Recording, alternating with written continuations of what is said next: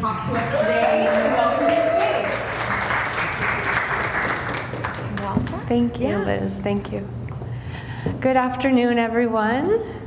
I'm so happy to be here. I've been waiting for this event for 6 months now, and I'm very excited to be here and enjoy all the speakers today. It was a wonderful day, and there was so much good information shared.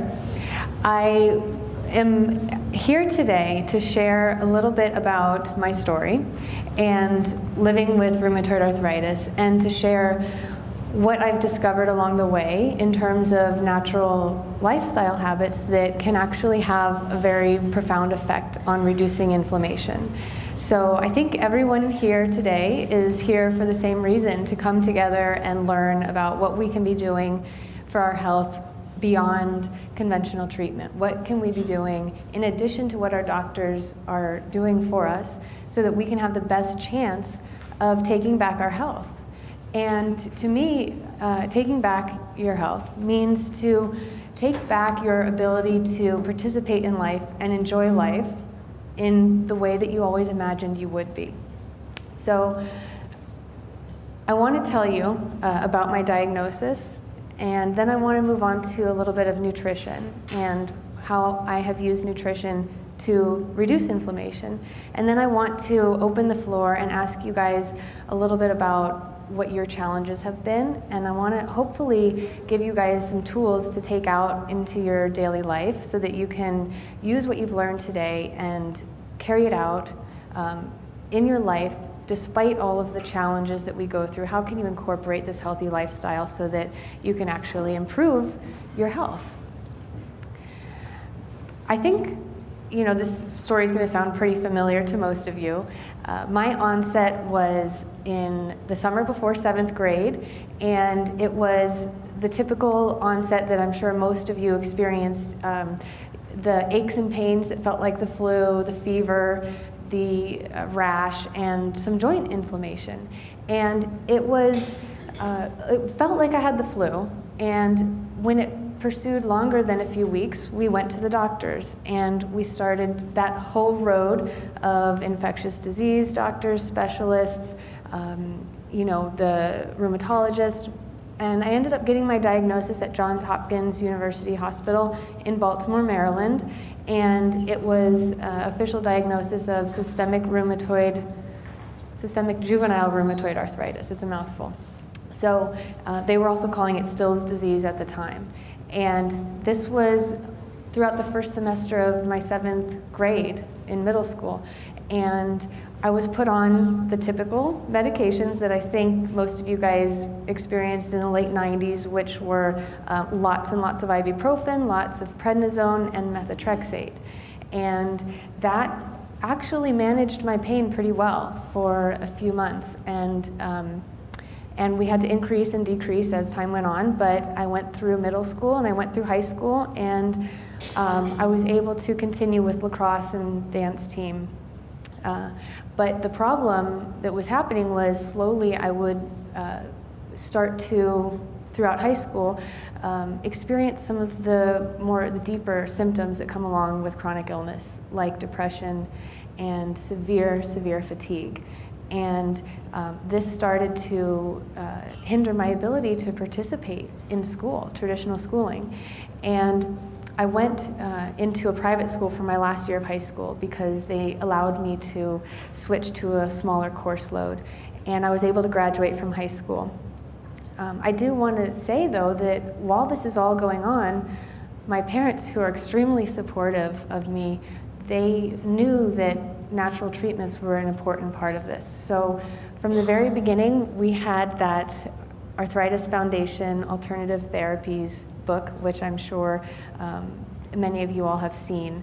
And it was a huge inspiration for us in the very beginning to pursue both conventional and natural treatment options. So my mom and I, we juiced fruits and vegetables, we switched to organic, and meditated and did yoga, and we did all those gizmos that reduce your electromagnetic frequency in your house. And we tried everything, acupuncture, massage, and throughout high school it worked pretty well, and I felt like I was getting by. I graduated, I went on to Virginia Tech, and by the way, I grew up in Virginia, so this is all happening there. And in college, I was feeling great. I was so excited to be there, and it was always a question as to whether I would be there. So that was a huge milestone for me, and I wanted to pursue business management, hospitality and tourism management, which is reflective of my dream to live a big life. I wanted to move to the Caribbean, and I wanted to manage resorts, and I wanted to eventually own my own boutique hotel chain and develop hotels around the world. And I think, most of us can agree that when you're hit with a chronic illness of this severity, I think rheumatoid arthritis is one of the scariest and most physically disabling and mentally disabling chronic illnesses. There's many of them out there that are physically and mentally disabling, and rheumatoid arthritis can actually make you question everything about your life. It can totally derail your life projection.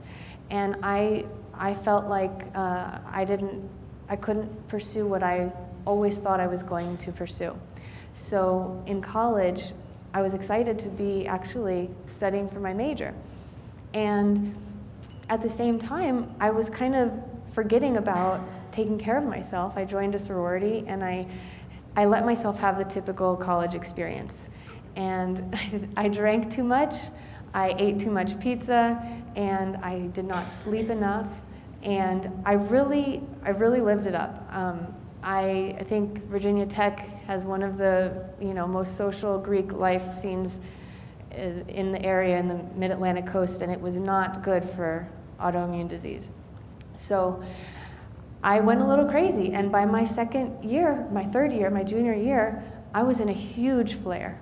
It was out of control inflammation, and I was so depressed. I want to share this with you guys because I think we've all been there. I would drive home to DC, closer to where my parents live, and I'd be in the car driving home wondering what it would feel like just to drive myself into a tree. And I don't say that very often or very lightly, but I want you guys to know that I look healthy and I look happy up here, but I've been there, and I think a lot of us have been. The pain and the inflammation and the fear that we feel when we wake up in the morning and our finger is bent the wrong way when yesterday it was just fine, it's really scary. So I've been there, and I know that it's really important to be taking care of your body and seeking conventional treatment so that these things don't get out of control. But at the same time, there's so much that you can be doing with natural treatments to prevent this kind of severe, out of control inflammation and depression.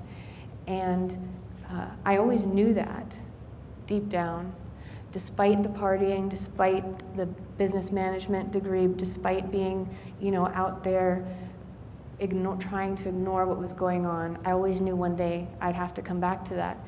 And so I switched my major to pre-med because I knew that it might be useful down the road. And I switched into a sub-major of nutrition and sports fitness. So I started taking those classes at Virginia Tech, and about a year later, things were progressively worse that I couldn't keep my grades up. And it's an issue that a lot of school-aged people are dealing with chronic illness, not being able to complete school and not being able to go into the workforce and pursue a life. So that was kind of what was happening to me, and I said I need to take a step back. And I went home to my parents' house one weekend, and I told my mom, I need to take a break. I need to step out of my life for a little bit, and I need to really figure things out. I need to figure out my treatment plan because it's out of control right now. So I really started pursuing nutrition. I had experimented enough with it in the past that I knew that it was powerful enough to make significant change. And I had read enough that I knew that had a strong foundation of knowledge to start from. So I moved home at the end of that semester in my junior year, and I started studying. I jumped wholeheartedly into natural lifestyle and nutrition. And I decided that I was making enough progress that I was inspired to keep going. And I decided to enroll in the Institute for Integrative Nutrition, which allowed me to have a certification so that I could then pursue a career without having to put myself back into the toxic environment of college. So I studied the nutrition, and here we go. I started a company. I started a company while I was at home during this period, and it started with cooking classes and teaching people how to start cooking the nutritious food for themselves. And then it turned into one-on-one consulting. And from there, I decided I need to make something bigger for the whole community, because in 2000, 2005, when this was happening, there wasn't much support in the Washington, D.C. area especially for natural lifestyle treatments. So while I had studied and read about nutrition from experts around the world, there was nothing in my community that was supporting the people there who needed that information and inspiring them in a way that was fun and happy and healthy can be an enjoyable lifestyle. So I started a conference called the Take Back Your Health Conference, and its purpose is really to share this healthy lifestyle that I had been experimenting with for now at that point about 12 or 13 years. And I brought in experts and speakers and chefs and nutritionists and trainers, and we just had a weekend of experiencing that lifestyle and making it fun and making it enjoyable. And since then, we've done 7 conferences, and we've just launched Take Back Your Health retreats. And I'm very excited to say that I've now been supporting myself financially 100% for the last 6 months on this company. And it's been a long time coming. Starting a business is incredibly difficult, on top of dealing with a chronic illness and depression and physical disability. And but I found a way to do it. And I could go back and say, I wish that none of this had ever happened, but it's been the most amazing journey, and I don't regret a minute of it. It's been so difficult, and rheumatoid arthritis sucks. It's horrible. And I mean, I've had this, I know you guys know what it's like to walk around with this, and what people, how people treat you and what people think of you and what you think of yourself when you're dealing with these symptoms and your ability to participate in life. And but if I could give you guys one big takeaway from today, is that I hope that you guys can see this physical and emotional challenge as an opportunity to pursue a life that you really enjoy, kind of like a wake-up call. And I don't want that to sound cliche or hokey, but if you don't try to look for the positive in your challenges, then what's the point? So throughout all of this, I mentioned that nutrition was one of the most powerful tools that I discovered to reduce inflammation. So what I want to do is share with you guys a little bit about that nutrition protocol that I discovered over time, because there's so much that you can do with just nutrition to improve your mood, improve your energy, improve the levels of inflammation in your body. Nutrition is one of the most exciting natural treatments for inflammation that's out there. And it's so simple. It's so easy Take Back Your Health is really, the foundation is nutrition and what you're eating and what you're using to build your immune system and rebuild cells and repair tissue.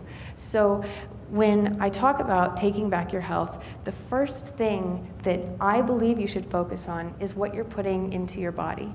And I studied dozens and dozens of diets and protocols, and I pulled the most effective pieces of each diet and put them all into a nutrition protocol that I now work with people on and have found to be the most effective. Instead of trying to do a raw vegan, or instead of trying to do macrobiotics, or instead of trying to do paleo and killing yourself over this, I've kind of taken the best parts of all these diets and put them together into one mindset or nutrition theory, if you will, that kind of covers the three most important things to reduce inflammation and to balance the immune system.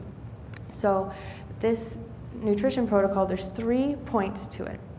One of them is low chemical. So your foods need to be as free from chemicals as possible, because chemicals are carcinogens, and carcinogens create free radical damage to your tissues.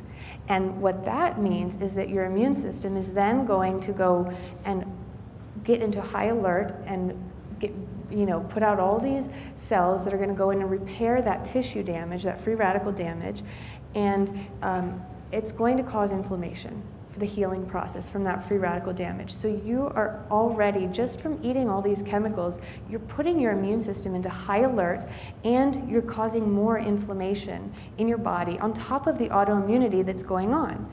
So one thing that you can do right away to reduce inflammation and balance your immune system is just to eat organic and to eat GMO-free and to reduce the artificial flavorings, reduce the artificial sugars, reduce the immune system irritants and the free radicals, so that you can then have a more balanced immune system. And the second piece of this, you'll notice, is also about what you're not putting into your body. And so that would be, many of you guys have heard these trendy diet terms: gluten-free, dairy-free, and also soy-free and sugar-free and corn-free. And there's something to it. I know for a while there was a lot of backlash, and I don't want to do gluten-free, it's just a trend. But I have to say that with all the autoimmune patients I've worked with, they noticed the most significant improvement in their energy levels and in their aches and pains, the flu-like aches. They noticed the most significant improvement in those symptoms when they reduce gluten, if not completely eliminate it, and when they reduce dairy, and if not reducing, then completely eliminating. So fibromyalgia and autoimmune and rheumatoid arthritis are significantly improved when you reduce these food allergens. And I did want to explain quickly what's happening and why we're having these allergies, because it's a phenomenon. With our current diet, with all the chemicals in it, the antibiotics that we're consuming, the pesticides, what we're doing is we are killing off the good bacteria in our gut. So if, they don't teach this to us in biology and human anatomy in school, but they really should. The gut lining, your intestines, it's lined with this really thick and healthy colony of bacteria and yeast and viruses too.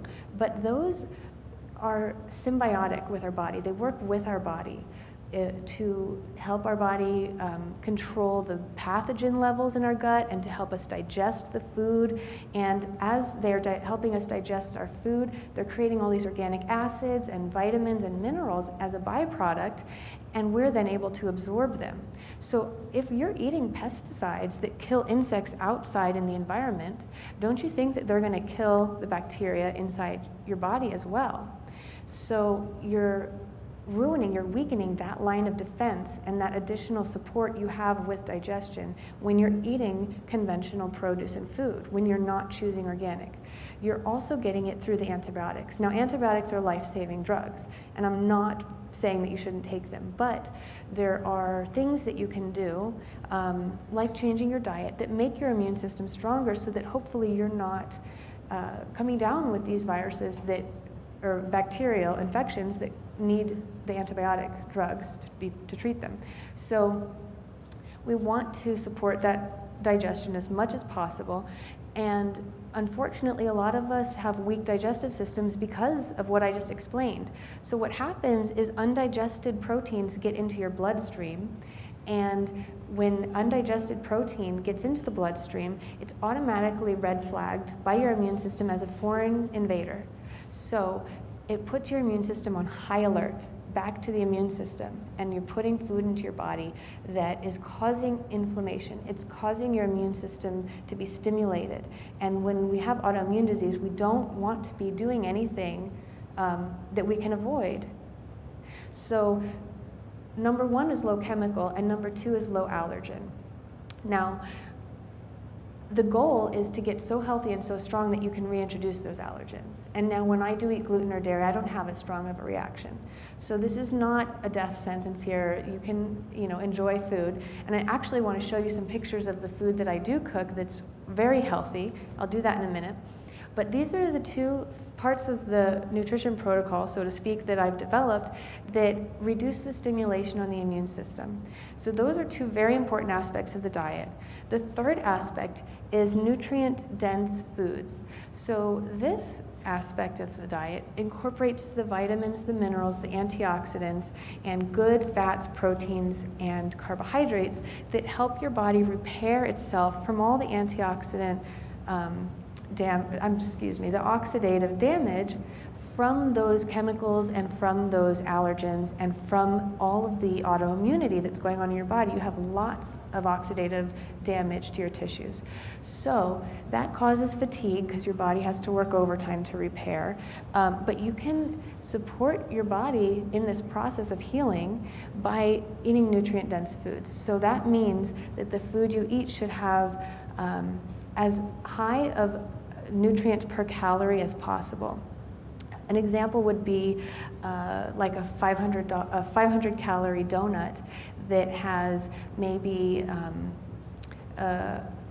very little to none vitamin C, maybe a little bit of zinc and niacin from the enriched flour, and it might have some enriched other B vitamins, and very little protein, very low antioxidants, because all the white flour has been stripped of the antioxidants around, the wheat germ, and all that has been pulled out to create the white flour.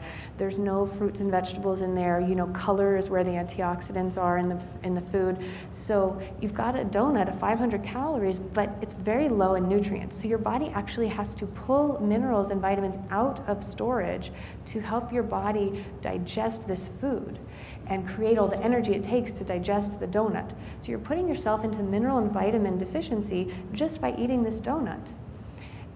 Whereas if you had a smoothie, which has fruits, some vegetables, and some other supplemental superfoods, which I'm going to talk about in a minute, then you're actually building up your mineral and vitamin and antioxidant reserves as you're eating this. So I want to talk about smoothies for just a minute as an example, because not only can you add things like avocado or banana or low sugar berries or a handful of sprouts, but you're adding water, which is hydrating, and that helps to carry all the nutrients into the cells. Water is how nutrients travel in your body. And then on top of that, you can throw in some things like bee pollen. I know we've all heard of hemp seeds and maca powder and cacao beans and camu berry for the vitamin C. So these things are not trendy. These things are not things to ignore. This is how I've regained my energy, is by incorporating really nutrient-dense foods into my diet and building a reserve of minerals and vitamins so that my body has the ability to get through the stressful days and to repair all that oxidative damage. And I think that starting with that kind of a meal in the morning is the best way to get started with this diet, having a shake and enjoying it throughout the morning. So that's a little bit of an overview of the nutrition aspect of this. And it's just, time after time I see my autoimmune patients that I see for nutrition, experiencing a change can happen within a month, within a few weeks, within a few days when you're talking about food allergens. And there are challenges that come along with it, though, I do understand. So I do want to address those challenges in the end of the talk. But first, I want to share with you guys a few photographs. I didn't mention that I had a holiday baking business in high school, and I was like mini Martha Stewart, and I was cooking, baking cookies all the time and eating so much sugar it was ridiculous. And I loved to be in the kitchen, and I had to at some point switch and figure out, well, you know, I have to start cooking a little bit healthier for myself. So about 4 years ago, I started posting to Facebook. 5 years ago, posting the healthy recipes to Facebook. And are you guys going to be able to see these photos up there? I switched screens. It's blank. Darn, I'd really like to share these with you.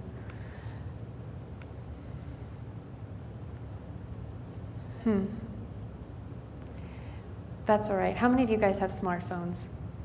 You can look me up on Instagram. All my food photos are on there. So it's at Robin Shirley, ROBINSHIRLEY. And I try my best to share with you guys how you are going to eat. What does it look like? What does the diet look like?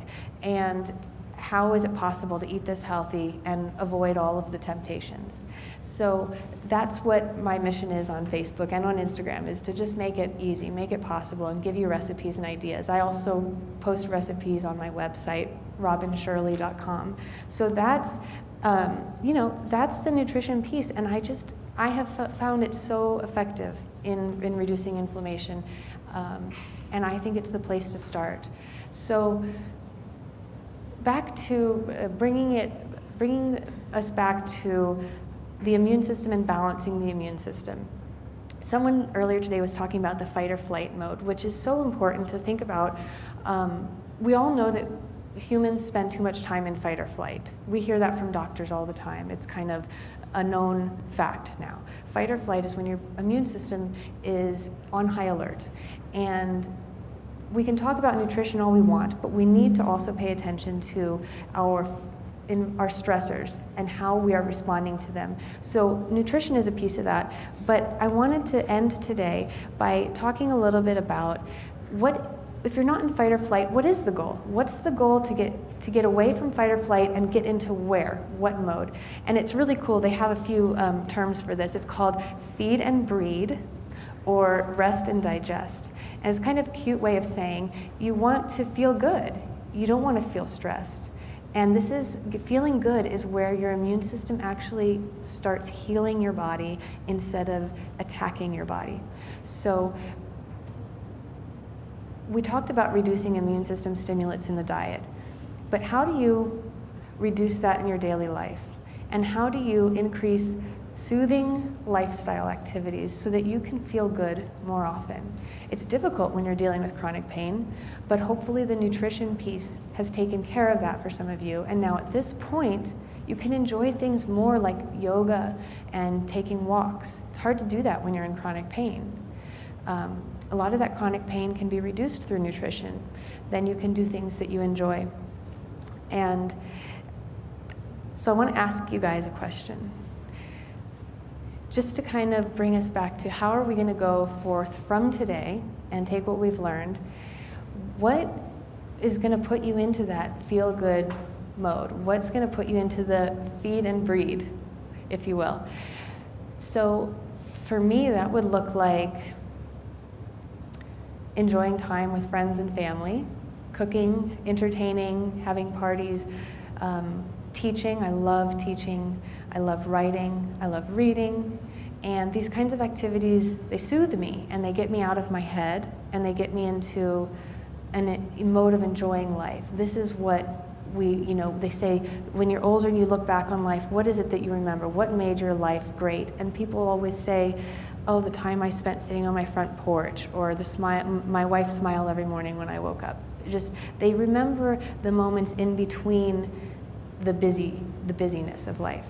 So this is where I opened, was talking about how Take Back Your Health is about enjoying the healthy lifestyle process. And whenever I decide I'm going to do something for my health, I always ask, is that actually going to not only make me feel physically better, but mentally and emotionally better?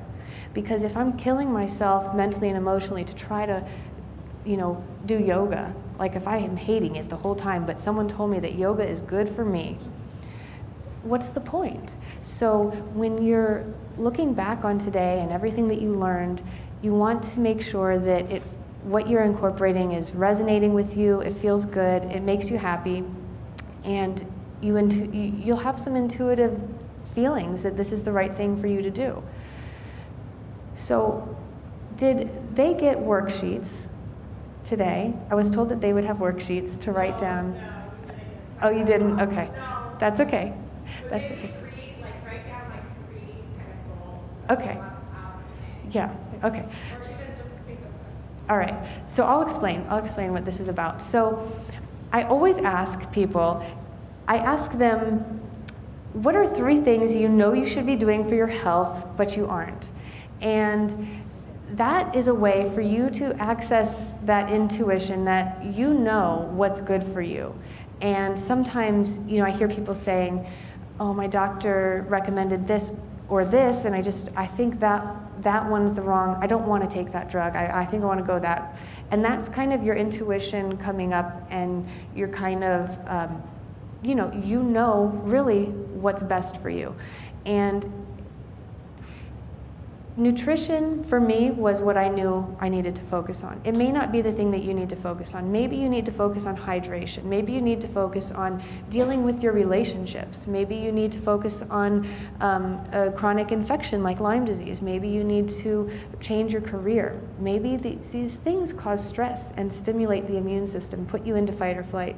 So I'm going to ask for a few brave souls in a minute to share. So prepare yourself. I want to ask you guys right now to take a minute and think of 2 or 3 things that you need to be doing for your health that you haven't started yet, and why you aren't doing those things. Maybe it's too expensive. Maybe you don't know where to begin. Maybe you just are procrastinating. Or maybe you're experiencing some friction with, the people, the community where you need support in making this happen in your life. So what are 2 or 3 things that you know you should be doing for your health, but you aren't? And I always start by sharing one of mine. And right now, mine is meditating. I go through cycles because I started this 17 years ago now. And of course, I always focus on nutrition, but I go through periods of life where I meditate and then I stop meditating. I take walks and then I stop. But you can't sustain everything for every moment of life. You go through phases where one thing may be more important to you than another. So right now, meditating is feeling important to me. I feel like I need to declutter the brain a little bit, and it helps me get more focused and clear away all the debris and all of the mental input that we're getting every day on a daily basis, and I can see my path ahead more clearly. So I'm going to actually spend a little bit more time on my own, walking, meditating. I do use guided meditation, and I do the sitting alone and sitting quietly, but meditating can also be coloring and listening to music and dancing. So it can be whatever you want it to be. The goal is to be, on your own and digesting thoughts and clearing your mind. So that's me. That's what I really need right now. And I want to ask, is there anyone that wants to share a few things from today? Things that you know you should be doing for your health that you aren't. Is this a hand raised all the way in the back? So she said she needs to ask for help more, and she said she wants to start yoga more. This was her first time today, and you enjoyed it, I'm assuming. Good. And then also working on nutrition a little bit. You also brought up something that's very common for autoimmune patients and people on chemotherapy as well, which is losing your hair. And But man, that happened to me in my senior year of high school pretty bad. And I did notice an improvement with nutrition, so I think you're on the right track there. It came back thick, a little too thick maybe. Anyways, so that's really important. What has kept you from asking for help in the past?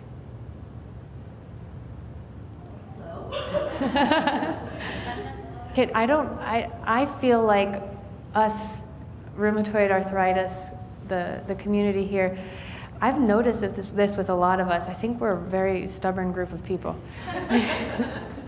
I do not like asking for help, and I used to get angry when people would, because it was like, why can't I do it myself? I should be able to. But you're right, you hit the nail on the head. And it's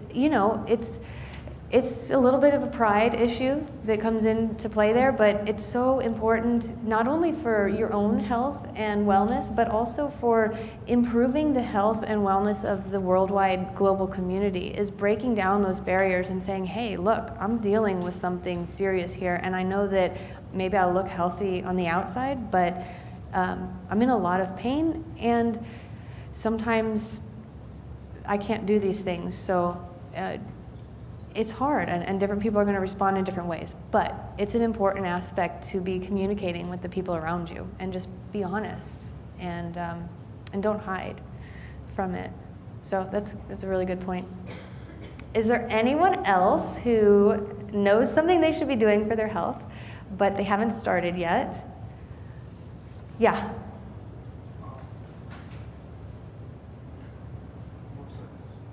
More sex? This is a big one. You want to elaborate just a little? Well, That is common amongst many people in this room. You're not alone. Having confidence to put yourself out there when you have rheumatoid arthritis is difficult, right? And being on disability or not having a job, being in between jobs, living with parents or whatever is going on, yeah. I was in that place not too long ago, and I can't tell you, I can't say something that's going to fix it all right now, but what made the difference for me was focusing on myself and making myself as healthy as I could be, and at the same time pursuing activities that made me happy. Because you have a choice there. You don't know, you can't force someone to date you, and you can't force someone to have sex with you, but you can every day. Well, maybe you can if you've got some prescriptions, but okay. So back to the point though, is that you have the power. You have the decision to go out there and pursue activities that bring you joy. Dancing, if you are out of pain, drawing, reading, book clubs, whatever. So the goal is to start incorporating smaller, more manageable activities that bring you joy. Because to go from no relationship to wonderful relationship in a short amount of time is hard. But to go from no hobbies that make you happy to one hobby that brings you more joy, to another hobby that brings you more joy, and to slowly build on that. At the same time that you're improving your nutrition, you're going to increase your energy, decrease your inflammation with the nutrition, and then you're going to be slowly enjoying your day-to-day more and more, instead of thinking, when I get better, when I get out of this flare. Slowly add in the things that you can manage now and become a person that's happy and has more energy, and you will start attracting the right person to you. Exercise helps a lot. Exercise. Yeah. Yeah. Well, it's called Feed and Breed. So yeah, the sex component is huge, and it brings a lot of stress relief and physical and mental well-being. And so you're totally, everything you're saying is, yeah, right on. Well, let's move. Let's get maybe one more. Jen, do we have time for one more? Well, there's a couple of thoughts there, and I think, being in financial stress is a huge piece of living with chronic illness, and you know, there's so many things to talk about there, so I'd love to chat with you later on if you want to. But I've also been in that place, and you need to focus on the things that are going to improve your health that don't cost a lot of money. There are a lot of people who are going to tell you, you need this, you need that, you need to buy this whole package, and you need to do that and pay for all that and see this person. And what I really want you guys to see with this nutrition is that you really just need to tweak what you're eating and what you're putting in your body. It might raise your grocery bill $10 or $20, but you can be strategic about it. And it makes such a huge impact that you will be more energetic and you'll be able to hold that job. I used to not be able to hold a job. I was about to go on disability. And everybody is in a different phase of their disease. And so what I'm saying and what I went through is not what everyone's going to experience. But I had a very severe form of RA. And nutrition for me worked to get me to a place where I had the energy to hold a job. You're never gonna be able to hold a job if you're not looking towards options that are renewing your energy and building your energy. It's just impossible. You have to focus on that. And you have to focus on anti-inflammatory lifestyles. So I would start there. So I think that, I just want to say one thing. I do teach free cooking classes in LA, and the next one is next Tuesday if you want to join me. So that's just a little thing I like to make it easier for you guys to eat healthy. And yeah. I have one more quick question. Yeah. What is something small that you could do on a daily basis just to help things out a little bit? Oh, a small daily basis habit. Get enough sleep. We need like 9 or 10 hours with chronic illness. Who cares if you're sleeping till 9 or 10? If you need it, you need it, and it's gonna help your body heal. So give yourself permission to rest and to sleep, and then this nutrition too. Have a superfood smoothie every day. That'll help your energy levels immensely. All right. Thank you. Robin, thank you so much.